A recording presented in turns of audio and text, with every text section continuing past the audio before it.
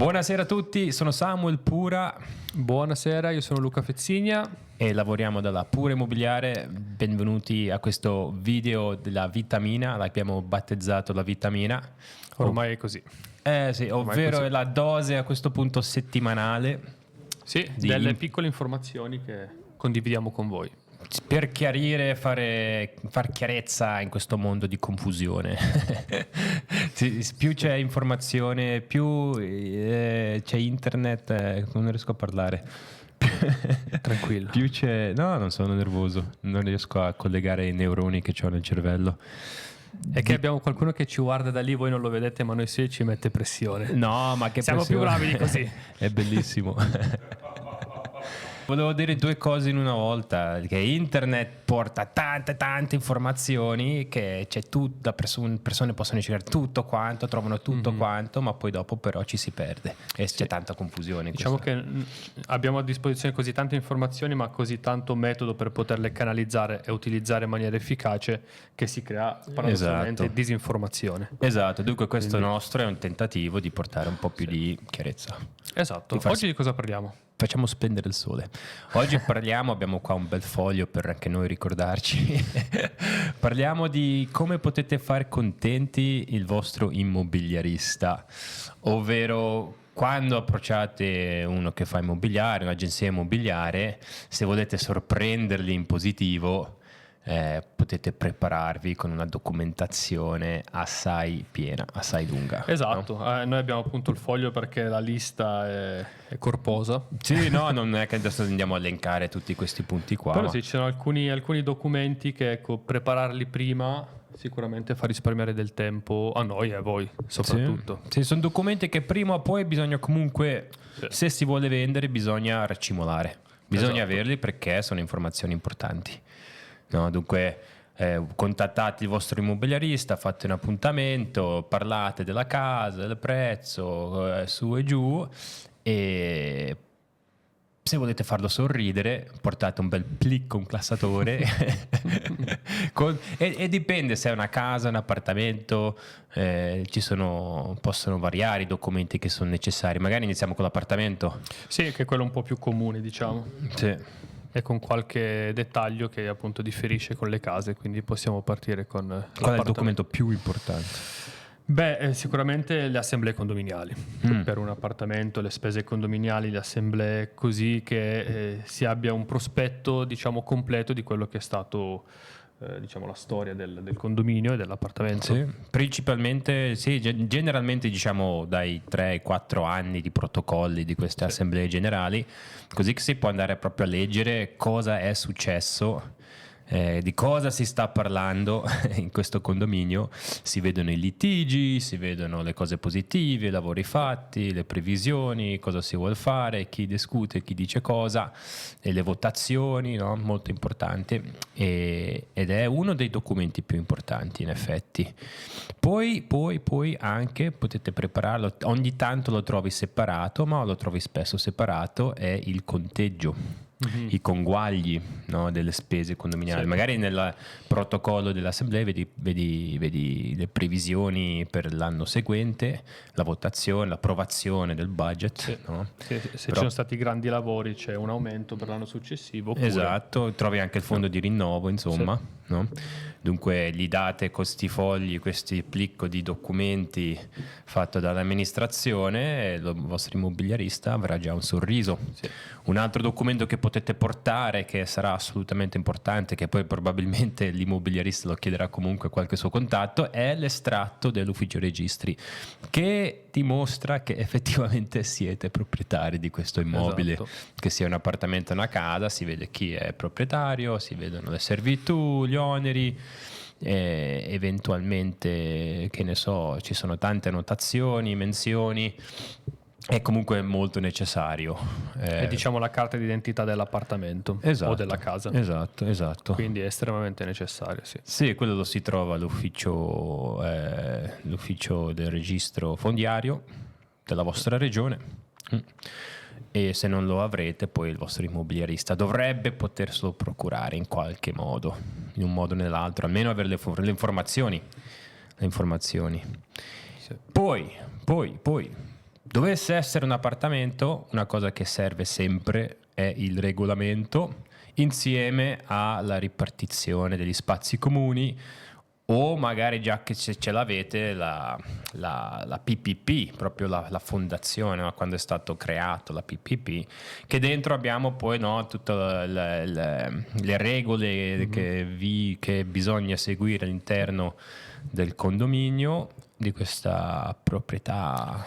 Sì, gli spazi comuni, le varie cantine dedicate ai vari appartamenti, posteggi, diciamo c'è. Sì, ci sono appunto la ripartizione di questi piani comuni, magari appunto i corridoi, poi dopo porta le cantine, l'assegnazione, quale cartina appartiene a quale appartamento, quale posteggio appartiene a quale appartamento.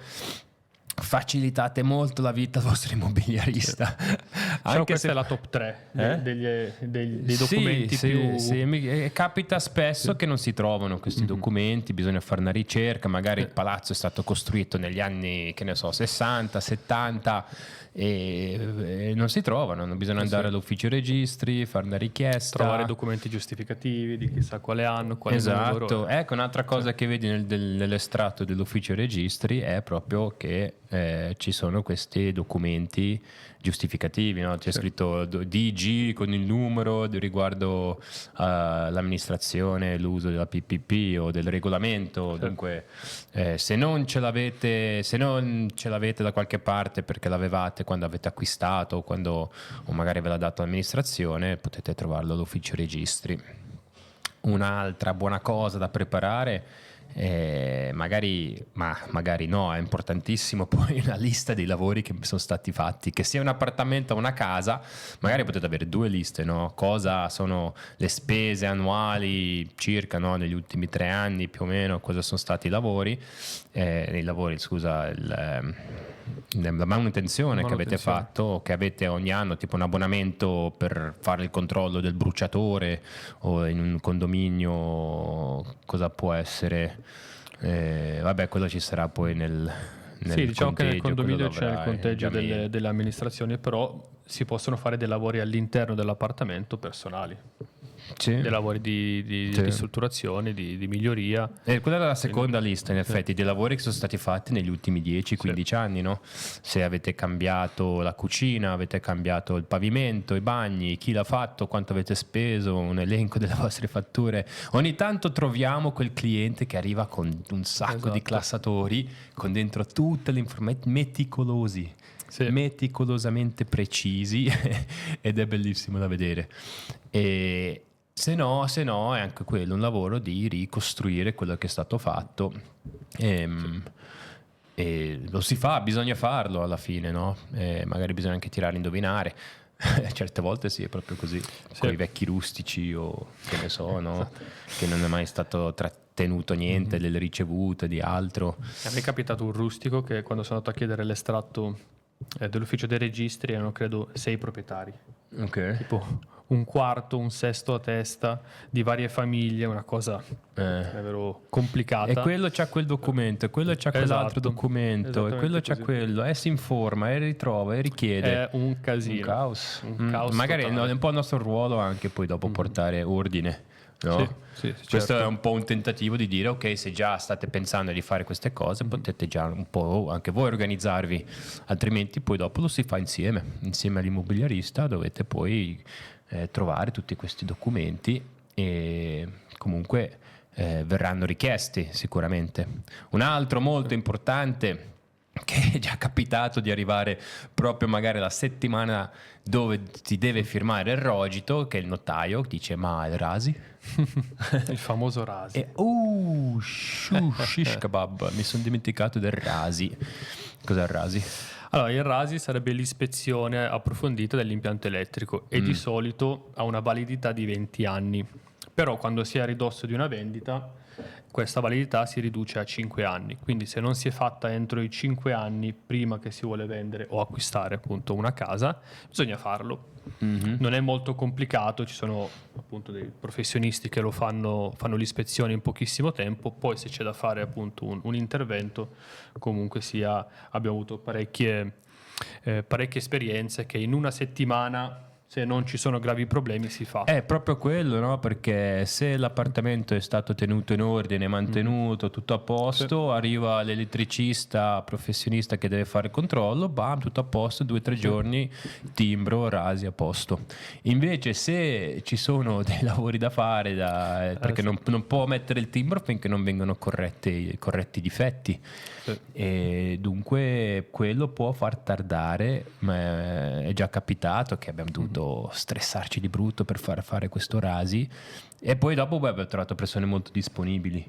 Mi ricordo qualche anno fa una vendita, se non sbaglio, nei pressi di Gordola, qualcosa che ci eravamo dimenticati, era saltato fuori così all'ultimo, no? Oh cavolo, e abbiamo trovato qualcuno che ci ha aiutato, era proprio molto disponibile. Anche a me è successo che ho dovuto farlo per un oggetto a Brissago, ho trovato davvero delle persone super disponibili e in meno di una settimana abbiamo avuto rasi. Sì. Però vorrei aprire una piccola parentesi, non è strettamente necessario, perché se c'è un appartamento da rinnovare non è necessario magari fare il rasi, perché se il proprietario, il nuovo proprietario vuole fare dei lavori di ristrutturazione abbastanza impegnativi, comunque sia dovrà rifarlo dopo. Quindi ci sono alcuni casi in cui il rasi non è strettamente necessario Uno farlo. può rinunciare ad avere il rasi, Sì. un acquirente può rinunciare.